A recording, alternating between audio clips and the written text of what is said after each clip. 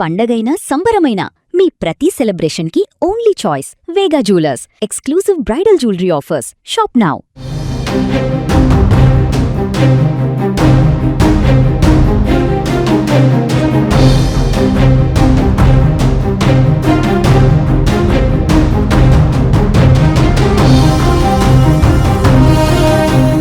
Saikrishna missing case వివాదాస్పదమైన ఇన్ని రోజుల తర్వాత మొదటిసారిగా పోలీసులు సాయికృష్ణ ఇంటికి వచ్చారు. దాదాపుగా గంటన్నర సేపు సాయికృష్ణ ఇంట్లో సాయికృష్ణ తల్లి, సాయికృష్ణ మేనమామతో పాటు సాయికృష్ణ బంధువులను కూడా మాట్లాడారు. వారి దగ్గర వివరాలన్నీ కూడా సేకరించారు. ఘటన ఎలా జరిగింది, ఎన్ని గంటలకి అక్కడి నుంచి తీసుకొచ్చారు, వాళ్ళు తీసుకొచ్చిన కృష్ణలంక పోలీస్ స్టేషన్కి ఎప్పుడు తీసుకొచ్చారు, ఎన్నిసార్లు తల్లిలు కలిశారు, ఆయన చెప్పిన సమాధానం ఏంటి, ఇలా అన్నీ కూడా వాళ్ళ దగ్గర ఉన్న ఆధారాలన్నీ కూడా సేకరించారు. దాదాపు గంటన్నర సేపు పోలీసులు ఈ కేసుని టేకప్ చేసిన తర్వాత, అంటే నిన్న అర్ధరాత్రి సమయంలో ఎఫ్ఐఆర్ అయిన తర్వాత మొదటిసారిగా ఏసీపీ బృందం ఇక్కడికి వచ్చింది. వాళ్ళతో పాటు మొత్తం అంతా కూడా సిబ్బంది అంతా వచ్చారు.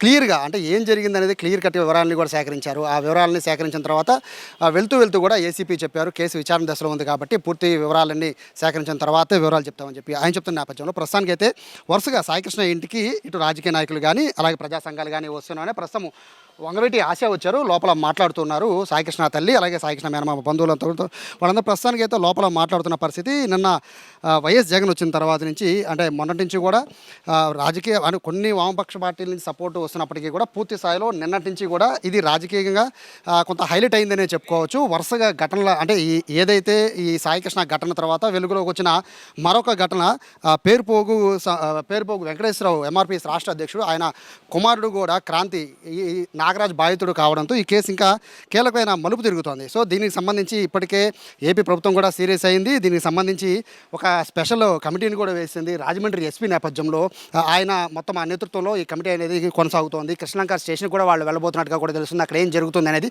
మరోవైపు ఈ కేసుకి సంబంధించి విజయవాడ కోర్టు కూడా కీలకమైన ఉత్తర్వులు ఇచ్చింది. మే 1 నుంచి జూన్ 1 వరకు కూడా మొత్తం స్టేషన్లోకి సంబంధించిన సీసీ ఫుటేజ్ అంతా కూడా జాగ్రత్త భద్రపరచమంది. అలాగే కాల్ డేటాను కూడా జాగ్రత్త సేవ్ చేస్తూ ఉంచాలని చెప్పి కోర్టు చెప్పింది. ఈ నెల 29న హేబియస్ కార్పస్ పిటిషన్ కూడా హైకోర్టులోకి వస్తుండడంతో ఆ లోపు 29వ తారీఖు ఖచ్చితంగా సాయికృష్ణ ప్రవేశపెట్టాలనేది కోర్టు చెప్తుంది. ఈ నేపథ్యంలో నిన్న సాయంత్రం నాగరాజు పైన ఏదైతే ఆరోపణలు ఎదుర్కొంటున్నాడో సీఏ నాగరాజు పైన హత్యాయత్నం కేసు అయితే నమోదైంది. ఇది చాలా కీలకంగా మారబోతోంది.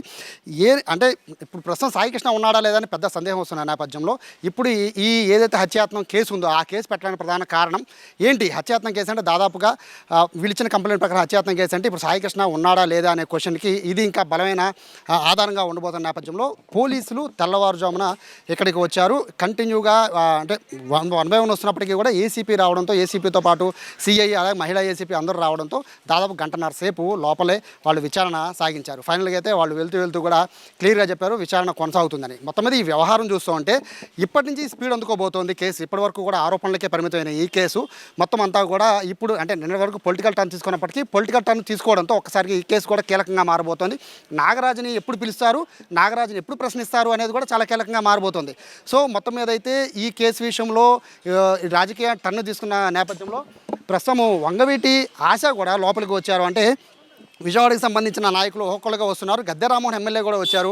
అలాగే ఇప్పుడు ఆశ రావడం ఇలా చూస్తూ ఉంటే ఖచ్చితంగా ఈ కేసు అయితే ఇప్పుడప్పుడే తేలే వ్యవహారంలా కనబడలేదు. అయితే బయటకు వచ్చిన తర్వాత ఏసీపీతో మీటింగ్ అయిన తర్వాత బయటకు వచ్చి సాయికృష్ణ బంధువులు మాట్లాడి నిన్న రాత్రి మమ్మల్ని పిలిచారు, సిపి గారు పిలిచారు, మా దగ్గర మొత్తం వివరాలు తీసుకున్నారు, అలాగే కేసుకి సంబంధించిన వివరాలు తీసుకున్నారు, మేము ఉదయం చూసాము కేసు నమోదైందని, చాలా సంతోషంగా ఉంది, న్యాయం జరుగుతుందని భావిస్తున్నామని చెప్తున్నారు. అయితే ఇందులో చాలా కీలకంగా మరొక మాట చెప్పారు.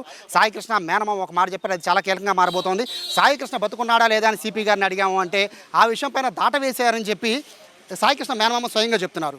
సో మొత్తం మీద చూస్తుంటే ఈ కేసు చాలా కీలకంగా మారబోతుంది. రాబోయే రోజుల్లో సెన్సేషన్ కూడా అయ్యే అవకాశం ఉండడంతో ప్రతిక్షణం ఏం జరుగుతుంది అనేది మొత్తం అంతా విజయవాడ అంతా కూడా ఎదురు చూసిన నేపథ్యంలో సాయికృష్ణ ఇంటికి 1 by 1 పార్టీ నేతలు వస్తున్నారు, ప్రజాసంఘ నాయకులు కూడా వస్తున్నారు. ఇది సాయికృష్ణ ఇంటి వద్ద ఉన్న పరిస్థితి.